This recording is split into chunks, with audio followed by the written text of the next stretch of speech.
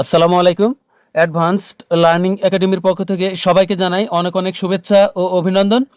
সুপ্রিয় নবম ও দশম শ্রেণীর শিক্ষার্থীরা, আজ সমাধান করব তোমাদের গণিত বইয়ের অনুশীলনী 17 অর্থাৎ পরিসংখ্যান এই অধ্যায়ের কাজ, যা তোমাদের গণিত বইয়ের পৃষ্ঠা 332-এ দেওয়া আছে। দেখো তোমাদের গণিত বইয়ের পৃষ্ঠা 332-এ একটি কাজ দেওয়া আছে। দেখো 332 পৃষ্ঠাতে যে কাজটি দেওয়া আছে তা হলো 100 জন কলেজ ছাত্রের উচ্চতার গণসংখ্যা নিবেশন থেকে গণসংখ্যা বহুভুজ আঁকো। তো এটা হচ্ছে উচ্চতা সেন্টিমিটারে, আর এটা গণসংখ্যা, অর্থাৎ এখানে একটি গণসংখ্যা নিবেশন সারণী আছে। তো এখান থেকে আমাদেরকে গণসংখ্যা বহুভুজ অঙ্কন করতে হবে। তো চলো আমরা গণসংখ্যা বহুভুজ অঙ্কন করি। এটা হলো আমাদের প্রশ্ন, আর এটা হলো কি গণসংখ্যা নিবেশন সারণী। প্রশ্নে যা ছিল ঠিক তাই এখানে উঠাইছি। তো এখানে দেখো 1 2 3 4 5 6 মোট 6টি ঘর আছে। উচ্চতা এভাবে আমরা এখান থেকে ঠিক এই গণসংখ্যা নিবেশন সারণী আমরা বহুভুজ অঙ্কনের জন্য সারণী তৈরি করব। তো এখানে উচ্চতা যা আছে আমরা তার জন্য 1 2 3 4 5 6টা ঘর নিব। উচ্চতা 1 2 3 4 5 6, এখানে 6টি ঘর আছে। তো উচ্চতা বরাবর আমরা 6টি ঘর নিব, তবে সেটা লাইন বাই লাইন নিচে নিচে। আর এরপর হচ্ছে গণসংখ্যা আর মধ্যবিন্দু। বহুভুজ অঙ্কন করতে হলে অবশ্যই মধ্যবিন্দু লাগবে। এই মধ্যবিন্দুটা আমরা শ্রেণী মধ্যমান বা মধ্যবিন্দুটা আমরা এই মাঝখানে নিব, অর্থাৎ শ্রেণী ব্যাপ্তি বা উচ্চতা এটা আমরা প্রথমে দিব গণসংখ্যা শেষে, আর শ্রেণী মধ্যমান বা মধ্যবিন্দু এটা আমরা মাঝখানে লিখব। তো এখান থেকে আমরা দেখে দেখে উঠাবো। লিখব উচ্চতা,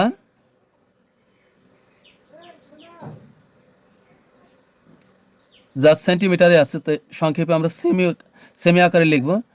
তো এখানে আছে কত 141 থেকে 150, 141 থেকে 150, তারপরে হলো 151 থেকে 160, তারপরে হলো 161 থেকে হলো 170, তারপরে হলো 171 থেকে হবে 180, পরে হবে 181 থেকে 190। তো এখানে যা থাকবে আমরা ঠিক তাই কিন্তু উঠাই দিব, তবে সেটা নিচে নিচে। এরপর দেখো গণসংখ্যা আছে 5 16 56। তো এখানে লিখবো গণসংখ্যাটা আমরা এ পাশে লিখবো। তো এখানে লিখবো গণসংখ্যা, মধ্যবিন্দুটা বা মধ্যমানটা আমরা মাঝখানেই লিখবো। তো গণসংখ্যা এখানে আছে 5 16 56, 5 16 56 আর 11 12। তো 11, এরপরে হলো 12। মনে রাখবো গণসংখ্যা বহুভুজ অঙ্কন করার উপাদান হলো 3টা। একটা হলো শ্রেণীব্যাপ্তি, যেটাকে আমরা উচ্চতা লিখেছি, এটা কিন্তু শ্রেণীব্যাপ্তি। তারপরে শেষের দিকে লিখবো আমরা গণসংখ্যা, আর মাঝখানে লিখবো শ্রেণী মধ্যমান বা শ্রেণী মধ্যবিন্দু। তো এখানে আমরা লিখবো শ্রেণী মধ্যমান। তুমি চাইলে মধ্যবিন্দুও লিখতে পারবে, মধ্যমান। হ্যাঁ, মধ্যমান আমরা কিভাবে বের করব? প্রত্যেকটি শ্রেণী ব্যাপ্তিতে কিন্তু নিম্ন সীমা আর উচ্চ সীমা আছে। এটা শুরুটা হলো নিম্ন সীমা আর পরেরটা হলো উচ্চ সীমা। তো নিম্ন সীমা আর উচ্চ সীমা যোগ করে আমরা 2 দ্বারা ভাগ করলে কিন্তু মাঝামাঝি অর্থাৎ মধ্যবিন্দু বা মধ্যমান চলে আসবে। তো এটা আমরা যোগ করি। এখানে আছে 141, এখানে আছে 141 যোগ এরপর হলো 150 150, তাহলে হবে 291। একে ভাগ করব আমরা 2 দ্বারা, ভাগ করলে হবে 145.5। তো এখানে লিখবো শ্রেণী মধ্যমান, এই ঘরে লিখবো 145.5। এরপর একটু আমরা বের করি 151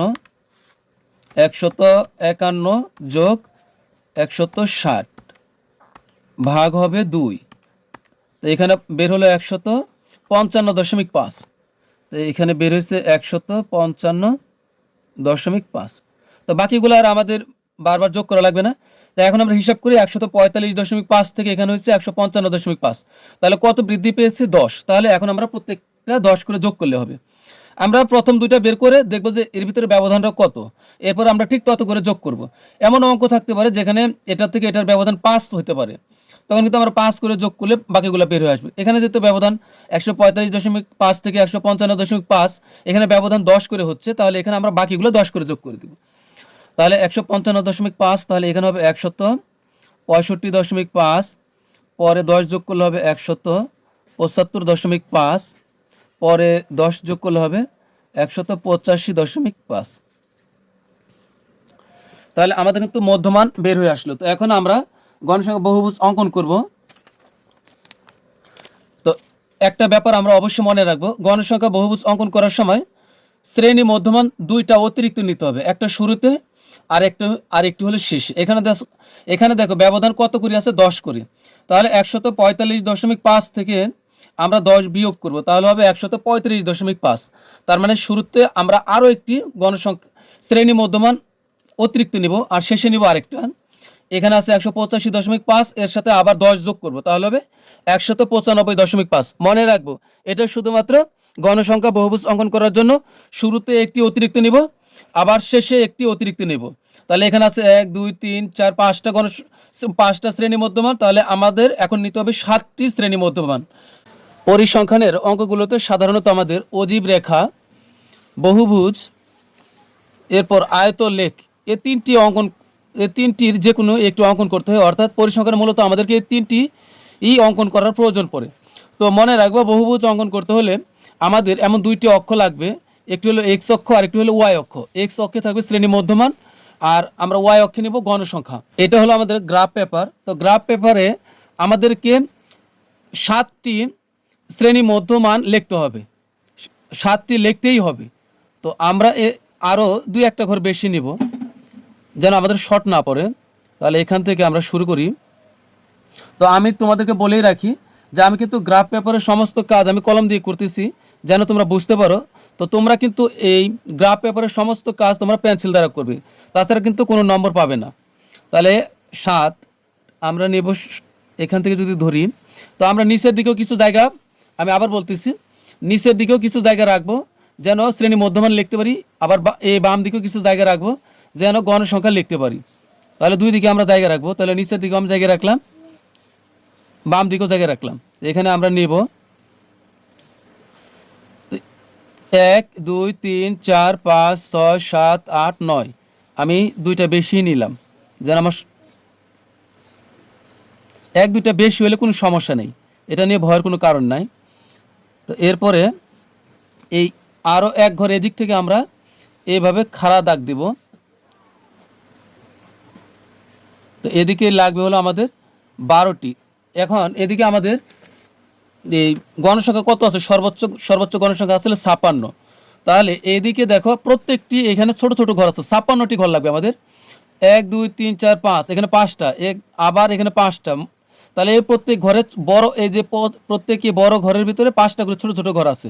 তাহলে ছোট ঘর লাগবে 56টা। অর্থাৎ তাহলে 5 এইভাবে যদি আমরা 12টা দাগ নিই তাহলে কিন্তু 5 12 60টি হবে, কারণ প্রত্যেকটার ভিতরে 5টি করে ঘর আছে। তাহলে আমরা এভাবে নিব 12টা, ছোট ছোট বড় ঘর নিব 12টা। এই যে এইভাবে 1 2 3 4 5 6 7 8 9 10 11 12।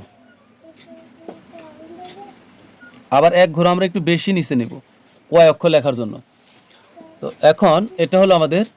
তো আমরা আগে বসাই শ্রেণী মধ্যমানগুলো বসাই। এখানে শ্রেণী মধ্যমান 135.5 থেকে শুরু হবে। তো এটা হলো 135.5, তারপর হবে 145.5, তারপরও 155.5, পর হবে 165.5, তারপর হবে 175.5, পর হবে 185.5, পরে হবে 195.5। তাহলে কিন্তু আমাদের সবগুলাই নেওয়া হয়েছে। তো এখন আমরা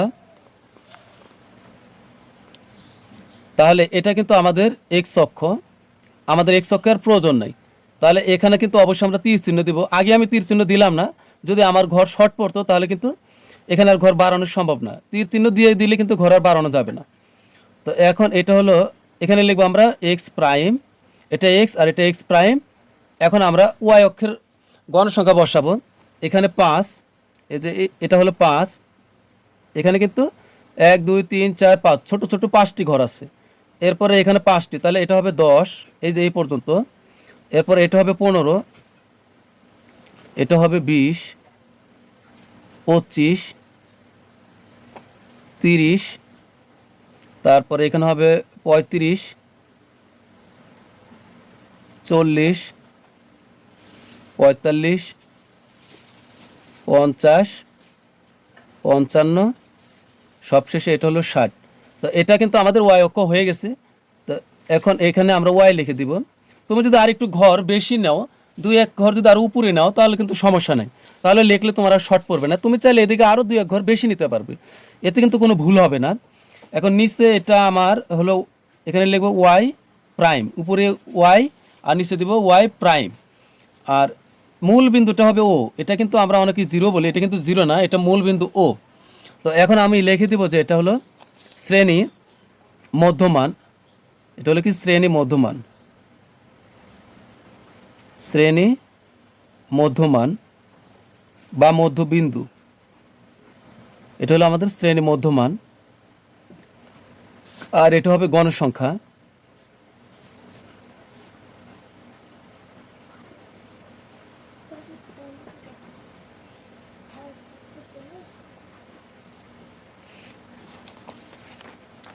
এখন আমি বিন্দুগুলো বসাই, এখানে দেখো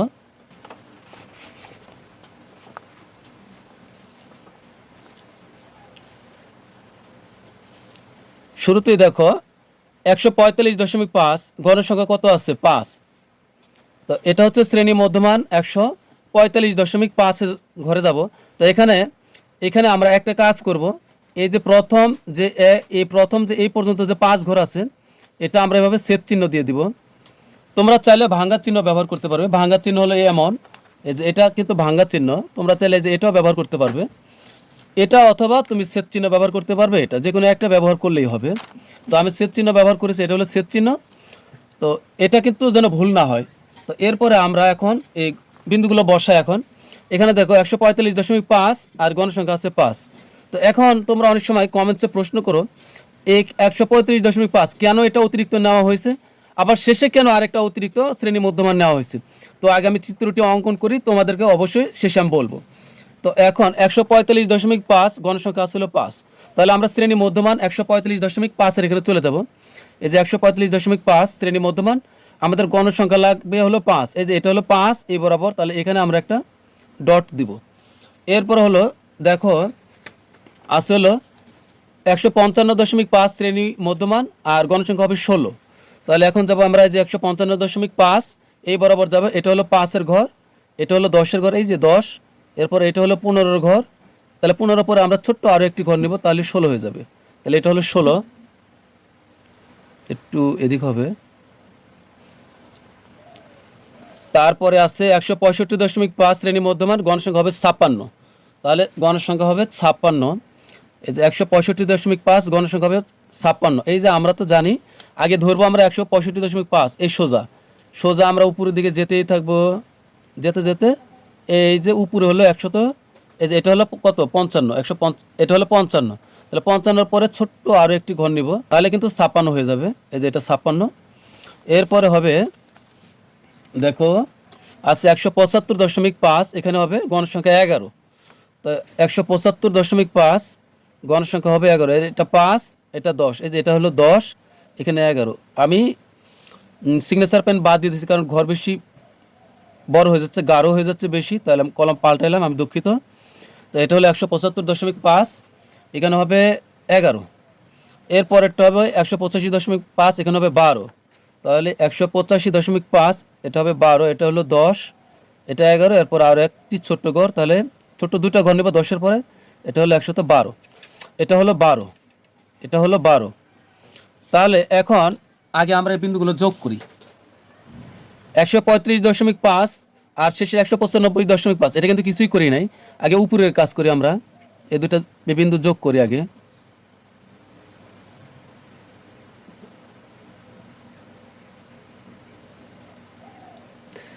এরপরে হলো এখানে হবে এই পর্যন্ত, এরপরে হবে এই 56 পর্যন্ত হবে এখান থেকে।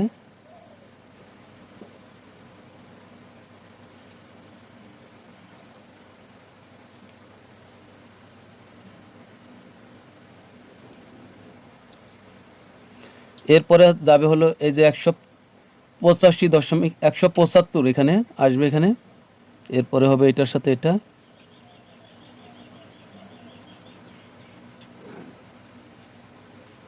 তারপরে হবে এটার সাথে এটা,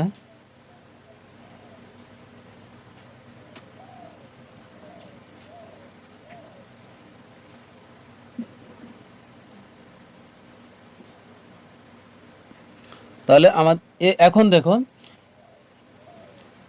আমি কিন্তু মূল বিন্দুগুলো যোগ করে ফেলেছি, এগুলো যা তোমরা দেখতেছো এটা কলমের দাগ পড়েছে। তো এখন দেখো এই যে এটা কিন্তু বহুভুজ ছিল, তো বহুভুজটা কিন্তু একটা পাহাড়ের মতো, আর এখন পাহাড়টা দেখো একটা শূন্যের উপরে ভেসে আছে। তো পাহাড়টাকে তো অবশ্যই এটা হলো এক্স অক্ষ, এটা হলো ভূমি, ভূমির সাথে অবশ্যই লাগাতে হবে, ভূমির সাথে কি অ্যাড করতে হবে। মূলত ভূমির সাথে এই বহুভুজ আকৃতির এই পাহাড়টাকে যুক্ত করার জন্যই মূলত এই শুরুতে একটা অতিরিক্ত, শেষে একটা অতিরিক্ত নিতে হয়, শুধুমাত্র এটা এক্স অক্ষটা হলো একটা ভূমির সাথে লাগিয়ে দেওয়ার জন্য। তাহলে এখন এটার সাথে আমরা এটা অ্যাড করে দিব।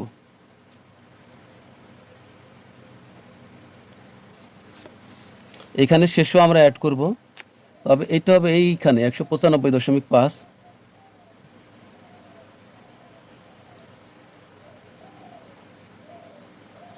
তাহলে কিন্তু আমাদের বহুভুজ অঙ্কন করা হয়ে গেল। তো এরপরে আমরা বিবরণ দেব। তো আমরা মনে রাখুন, প্রথমে আমরা এই বহুভুজ অঙ্কনের সারণী তৈরি করব, সারণীর পরে বিবরণটি দিতে হয় নিয়ম অনুযায়ী, তারপরে চিত্র অঙ্কন করতে হয়। কিন্তু সমস্যা হলো আমরা চিত্র অঙ্কন না করলে আমরা বিবরণটা লিখতে আমাদের কাছে কঠিন মনে হয়। তো এই জন্যই কিন্তু মূলত আগে আমরা চিত্র অঙ্কন করেছি, এরপরে আমরা বিবরণ দিচ্ছি। তুমি বিবরণটি তুমি পরে লিখবে, তবে চিত্র অঙ্কন করলে তোমার বিবরণটা সহজ হবে। তো যে জায়গাতে আমাদের বিবরণটি লিখতে হবে সেখানে বিবরণটা আমরা পরে লিখে দিব। বিবরণটি আমরা এইভাবে দিব: ছক কাগজে এক্স অক্ষ বরাবর প্রতি এক ঘরকে শ্রেণী মধ্যমানের 2 একক ধরে এবং ওয়াই অক্ষ বরাবর প্রতি এক ঘরকে গণসংখ্যার 1 একক ধরে প্রদত্ত উপাত্তের বহুভুজ আঁকা হলো। মূল বিন্দু থেকে 135.5 পর্যন্ত ঘরগুলো বিদ্যমান বোঝাতে ছেদ চিহ্ন ব্যবহার করা হয়েছে। তো আমি তোমাদেরকে বুঝিয়ে দিচ্ছি। তো আমরা লিখব ছক কাগজে এক্স অক্ষ বরাবর প্রতি ঘরকে, তো এটা কিন্তু এক্স অক্ষ, এখানে প্রতি ঘর দেখো 135.5 থেকে 145.5, এখানে ব্যবধান কত হচ্ছে, শ্রেণী মধ্যমান ব্যবধান হচ্ছে 10। কার ব্যবধান? 10। শ্রেণী মধ্যমানের ব্যবধান হচ্ছে 10, আমরা 10 করে নিয়েছি ব্যবধান। কিন্তু এখানে ঘর আছে কয়টি? এখানে ছোট ছোট ঘর আছে 5টি, তার মানে ব্যবধান হচ্ছে 10, ঘর আছে 5টি। তাহলে এই 10 ব্যবধান 10কে যদি আমরা ঘর 5 দ্বারা ভাগ করি তাহলে কিন্তু হবে 10কে 5 দ্বারা ভাগ করলে হবে 2, অর্থাৎ এখানে শ্রেণী মধ্যমানের এখানে একটি ঘরের মান 2 করে ধরা হয়েছে, শ্রেণী মধ্যমানের 2 একক করে ধরা হয়েছে। তাহলে এটা এভাবে আমরা লিখব: ছক কাগজে এক্স অক্ষ বরাবর প্রতি এক ঘরকে শ্রেণী মধ্যমানের 2 একক ধরে এবং ওয়াই অক্ষ বরাবর এদিকে কিন্তু আমরা প্রত্যেক ঘরের মান 1 করে ধরেছি, এজন্য এদিকে লিখব যে এবং ওয়াই অক্ষ বরাবর প্রতি এক ঘরকে এই যে ছোট্ট একটি ঘরকে গণসংখ্যার 1 একক ধরে প্রদত্ত উপাত্তের বহুভুজ আঁকা হলো। মূল বিন্দু থেকে, এই যে এটা হলো মূল বিন্দু থেকে 135.5 পর্যন্ত ঘরগুলো আছে বোঝাতে বা বিদ্যমান বোঝাতে ছেদ চিহ্ন ব্যবহার করা হয়েছে। তো এখানে দেখো 135.5 হঠাৎ করে এখানে আনা হয়েছে, তাহলে এর আগের সংখ্যাগুলো কোথায় গেল? এর আগের সংখ্যাগুলো মূলত এখান থেকে এই যে এ পর্যন্ত এর ভিতরেই আছে, তবে এটাকে সংক্ষিপ্ত আকারে এটাই বোঝানো হয়েছে। তো বিবরণ তো 135.5 পর্যন্ত ঘরগুলো বিদ্যমান বোঝাতে ছেদ চিহ্ন ব্যবহার করা হয়েছে। তো আজকের মতো আমাদের ক্লাস এখানেই শেষ। পরবর্তী ক্লাস দেখার আমন্ত্রণ জানিয়ে তোমাদের কাছ থেকে বিদায় নিচ্ছি। সবাই ভালো থাকবে, সুস্থ থাকবে। আল্লাহ হাফেজ।